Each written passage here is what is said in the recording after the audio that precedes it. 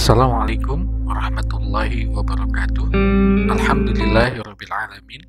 Allahumma sholli ala Muhammadin wa ala alihi wa ashabi ajmain.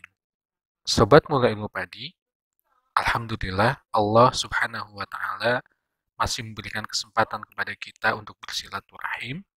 Semoga Allah Subhanahu wa taala senantiasa memberikan kepada kita keistiqomahan, kebahagiaan, dan keberkahan.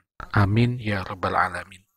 Sobat Mula Ilmu Padi, setelah sebelumnya channel Ilmu Padi bersilaturahim melalui video yang berjudul Bulughul Maram, Kitab Bersuci, Bab Air bagian 1, dan Kitab Bersuci Bab Air bagian yang kedua. Di video ini kita akan melanjutkan Bulughul Maram, Kitab Makanan, Bab Kurban. Bismillahirrahmanirrahim. Dari Anas ibnu Malik bahwa Nabi Shallallahu Alaihi Wasallam biasanya berkurban 2 ekor kambing kibas bertanduk. Beliau menyebut nama Allah dan bertakbir, dan beliau meletakkan kaki beliau di atas dahi binatang itu.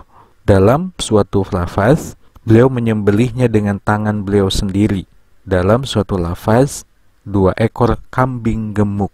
Menurut riwayat Abu Awanah dalam kitab Sohihnya, 2 ekor kambing mahal dengan menggunakan huruf tha bukan sin. Dalam suatu lafaz riwayat Muslim, beliau membaca Bismillahi wallahu akbar. Hadis ke 1374.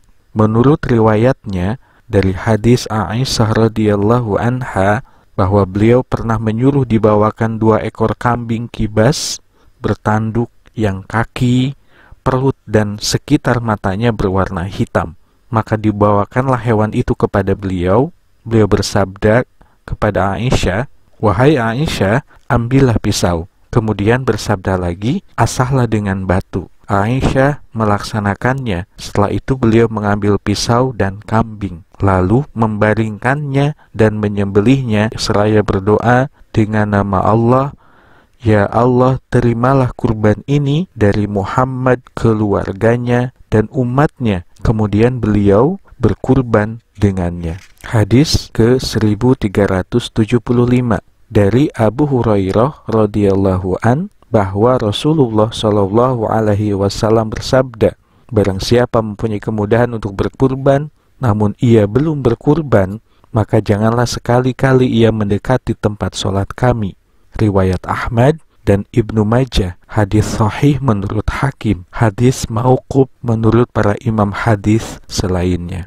Hadis ke 1376. Jundab ibnu Sufyan radhiyallahu an berkata, "Aku mengalami hari raya Adha bersama Rasulullah Shallallahu Alaihi Wasallam. Setelah beliau selesai sholat bersama orang-orang, beliau melihat seekor kambing telah disembelih. Beliau bersabda, barang siapa menyembelih sebelum sholat, hendaknya ia menyembelih seekor kambing lagi sebagai gantinya. Dan barang siapa belum menyembelih, hendaknya ia menyembelih dengan nama Allah." Muttafaq alaih. Hadis ke 1377. Al-Bara ibnu Ajib radhiyallahu an berkata, Rasulullah Shallallahu Alaihi Wasallam berdiri di tengah-tengah kami dan bersabda, 4 macam hewan yang tidak boleh dijadikan kurban, yaitu yang tampak jelas butanya, tampak jelas sakitnya, tampak jelas pincangnya, dan hewan tua yang tidak bersumsum. Riwayat Ahmad dan Imam 4.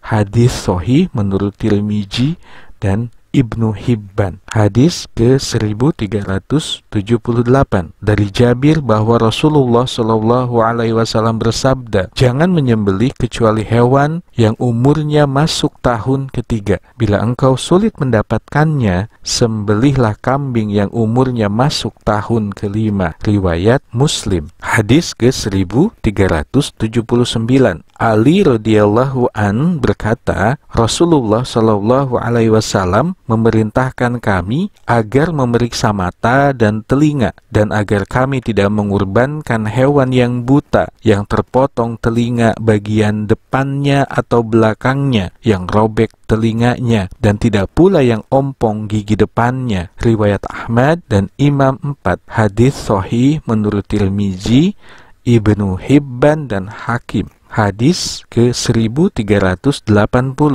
Ali ibnu Thalib radhiyallahu an berkata, Rasulullah shallallahu alaihi wasallam memerintahkan kepadaku untuk mengurusi kurban-kurbannya, membagi-bagikan daging, kulit, dan pakaiannya kepada orang-orang miskin, dan aku tidak diperbolehkan memberi suatu apapun dari kurban kepada penyembelihnya. Muttafaq alaih. Hadis ke-1381.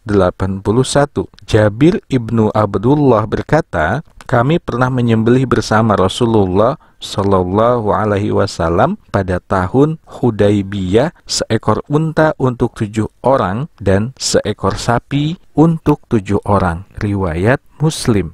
Demikian yang bisa disampaikan. Semoga apa yang kita lakukan dicatat sebagai amal ibadah yang akan membela kita di yaumil hisab nanti. Yang benar dari Allah Subhanahu wa Ta'ala. Apabila ada kesalahan, kekurangan, maka itu semata-mata karena kebodohan dan kekurang ilmuan kami. Assalamualaikum warahmatullahi wabarakatuh.